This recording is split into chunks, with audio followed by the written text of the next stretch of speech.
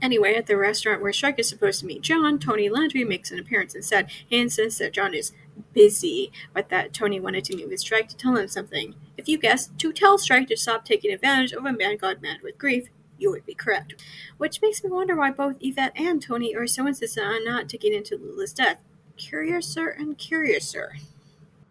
Hello and welcome to Precontation Point's video Snark. If you came here because you thought that this was an audiobook, please stick around and maybe learn some reading and listening comprehension skills. I read books, discuss what went wrong, and how they can possibly be fixed. I'm continuing my read-through of The Cuckoo's Calling by Robert Galbraith. Now the first video, go check out the others, links are posted below. This book contains harsh scenes that some people might find upsetting. Viewer discretion is advised. Chapter 20. As I glance ahead to see how many pages this chapter is, I'm filled with a bad feeling about it. It's going to be another filler chapter. This one, nothing but 7 pages of Strike at his nephew's birthday party, isn't it? The chapter doesn't start off with Strike arriving at Lucy's house. Right off the bat, the narration gives the impression that Lucy is completely overwhelmed, not only with being a mother, but even more so with the prospect of hosting a party in her home. But at the same time, Strike had never wanted children. It was one of the things on which he and Charlotte had always agreed, and it had been one of the reasons their relationship over the years had foundered. Lucy deplored his attitude and the reason he gave for it. She was always miffed when he said life aims that differed from hers, as though he were attacking her decisions and choices. Which is funny, because literally nothing about Lucy's attitude has given way that she herself enjoys motherhood. There's also a lot of passive aggressiveness in regards to Charlotte, not only from Lucy but also her husband Greg. Then there's a stilted and awkward conversation from a nameless parent who first makes a comment about Strike's missing leg and then about his famous father. The woman asks offended about the entire thing, but it's honestly beyond tacky to start talking to a complete stranger about their missing leg and deadbeat father. Lucy's gossip is to blame for all of this, as you might expect. Strike then goes inside, if only to use his sister's DVD player for the CCTV footage Wardle had sent over. Despite the fact that Strike had been able to watch the other CCTV footage fine earlier, he seemed unable to do so at his office in the previous chapter. The narration then has to pause to describe some group photos Lucy has on display. The only thing this hammers in is how awkwardly out of place and almost intentionally left out of things Strike is, given by his own family. Then he starts to watch the footage, which is more of the guy running away from the area where Lila's apartment is. There are 2 of them now, but as Strike watches, they both run in opposite directions. One of them has some sort of logo on his coat, but Strike can't make it out with the grainy security footage. Then the footage jumps to one of the men getting onto the bus, followed by him walking down a different road before it ends. Strike then calls John and leaves a voicemail message asking to meet again. Then he calls Wilson and leaves a voicemail message asking to see the interior of the building. Jack, the birthday boy in question, comes in then, so Strike gives over the boy's present. He's quite pleased with the toy soldier and cheerfully asks if this is exactly like his uncle, that if Strike has any guns, but Strike said that he had to give them back when he left the army. Please take note, United States. Strike removes the DVD from the player and then helps his nephew open the toy. The 2 of them are playing when Lucy finds them, scolds her son for opening and playing with presents rather than for playing with his party guests. And I was right. This chapter was a throwaway chapter. Out of 7 pages, I would say that only about 1 of them contained relevant info, and even then, this info seems kind of pointless to have gone over, and I'm not quite sure what the point was. And yeah, I know that it's important to go over every detail when investigating a crime, but come on, page 197 of 552. This could have been condensed at least a little. Chapter 21. This is a pretty short chapter with little actual substance, which is funny to me because some of those chapters have been quite long, but the length is because the narration pauses to describe the most random things imaginable. But anyway, John brings back the next morning to say that he can meet up briefly. When Strike asks about Lula's laptop, John agrees that he'll bring it for Strike to look at. Strike then attempts to call Wilson again. The security man says that Strike can't come look inside the building right now because Mr. B has been hanging around a lot recently, which is something that Wilson mentioned during his first introduction. Wilson is super distracted, and it's obvious that there are other people in the building that the man is expected to be interacting with. But Strike manages to ask Wilson to kindly look at the guest logbook to see if Rochelle is in there and if she put down a surname. Wilson finds her from November and says that her name looks like Onifade. The chapter ends with Strike looking at some May's clothing for sale online. Chapter 22. Come Monday, there's another death threat, exactly as Strike had said that there usually was. Robin simply doesn't understand why he doesn't go to the police, but at the same time, it never once actually bothers or asks what any of it is about. She goes on to say that the temp agency called the office in search of her, but not once in any of what she says next gives any sort of indication that she actually quit her job with said temp agency. I've never worked for a temp agency before, but shouldn't it be considered a good thing if you get full-time work from a company? However, Strike promises that they'll leave the building in case somebody from the agency comes around. He says that he wanted to go to the shop where Lula went into on her last day, and as if she knows it, Robin pauses to explain to the readers that it's a rather posh shop, the kind where a girl like her could spend 6 months' salary on one item. You might be wondering why it is that I'm not complaining about this pause in the narration versus some of the others that have happened before. The difference is, it's necessary to explain to the readers exactly what kind of shop that this is. Were there better ways to do this? Ways that involve showing instead of telling? Yes, but in comparison to the narration screeching to a halt to describe a Freddie Mercury statue, yeah, this is a good reason to pause the narration. On the tube ride over to the shop, Robin finally asks what the death threats are about. Shrek tells her that a few months ago he had a client who thought that his wife was cheating on him. He tailed said wife for a while and discovered her to be one of the most inoffensive humans you can possibly imagine. Boring job, boring friends, boring hobbies. The husband was convinced that she was seeing her lover on the day she claimed to be going to bingo. But Shrek watched her for a while and saw what she was doing in this unexplained time, mainly to say that she was sitting by herself in a pub. One week she simply drove around for like 20 minutes, and from the perspective of a woman, like, is it really that weird that she'd want to spend some time alone?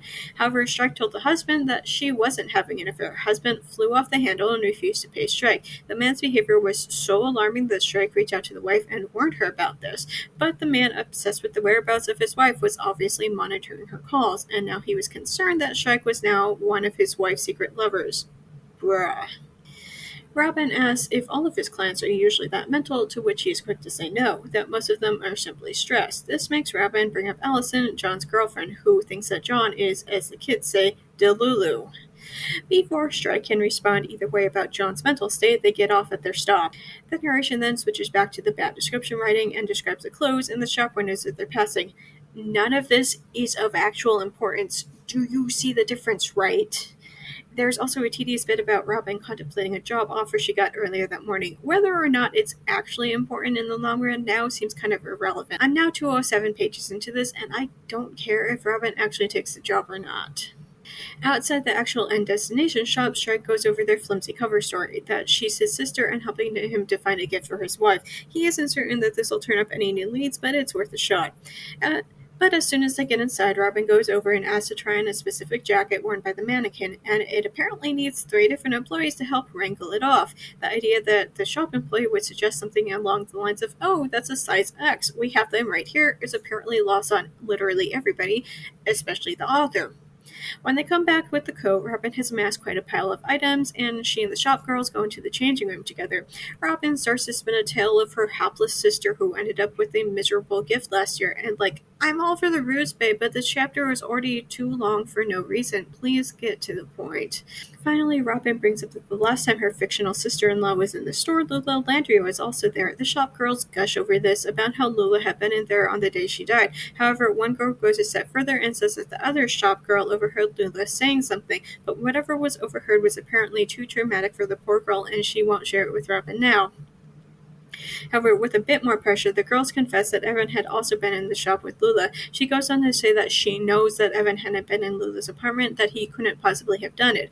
When asked why she hadn't gone to the police with the info, she suggests that Rochelle was also there and that she heard as well.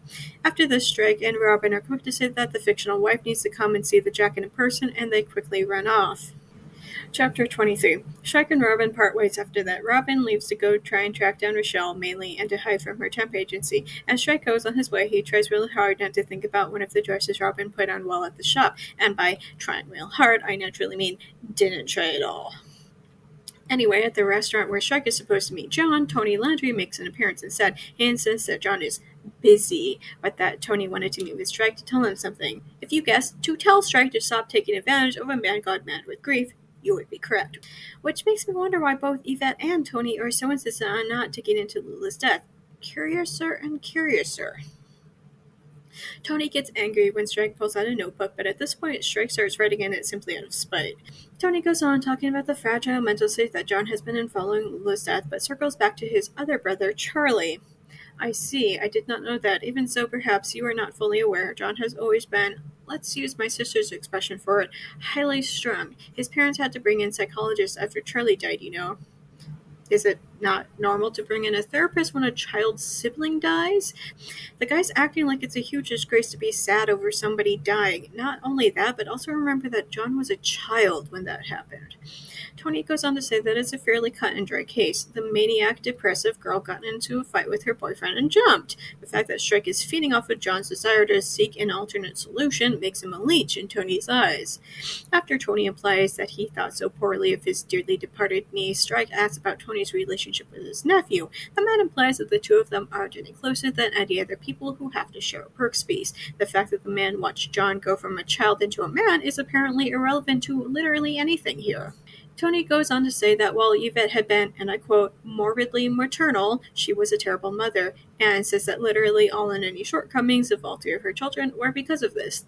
The idea that these children that the couple adopted were already psychologically damaged from having been in the foster care system apparently never occurs to man, but I don't think that is the point right now. When Charlie died, it was 100% Yvette's fault for not parenting properly, apparently. Tony says that it was a mistake for Alex Barristow to agree to produce a daughter for his grieving wife after that the only reason why the adoption even happened at all was simply because Alex was rich and clearly knew how to throw his money to the right person. Again, Tony highlights how literally every flaw in Lula was the result of Yvette's bad parenting.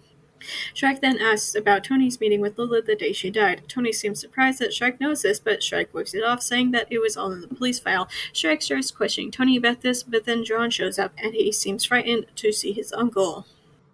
Thanks for listening to my book Snark on YouTube. New videos are up every Monday, but stick around because I sometimes drop random videos on other days too. Just as a reminder, even if you can't financially support me, there are other ways to help me out. The first is watching this video as well as all my other videos. It's also important to like and subscribe. Finally, you can share this video with all of your friends so that they can help as well. If you're already caught up with all of my videos, you can go to Tumblr for my main book, Snarks, always free and updated every morning. Newly added to Patreon is to become a member without paying. You'll get access to the same things on Tumblr, but on Patreon. Also new is a 1-week free Patreon trial, so be sure to check that out. Special thanks to Dawn, Phoebe, and Nikki for supporting me on Patreon already. If you want to hear your name in my video next week, either support me on Patreon or make a one-time donation. Do you like my snark so much that you want me to snark your writing? I do that too. For just $6 per chapter, I will tell you how awful that your writing is. But not to worry if you feel like you couldn't take the criticism. I also offer regular book editing as well, just $10 per chapter. You can contact me on any of my social media platforms if you have further questions. If you want to read some of the things that I've written, you can purchase my works on Amazon. I have a slew of spicy short stories and 2 full-length novels. I also frequently run flash sales on my stories, and if you don't follow me on any social media, you might want to do so just so you can know when I might be offering things for free. Links for everything will be posted below. See you next week, guys!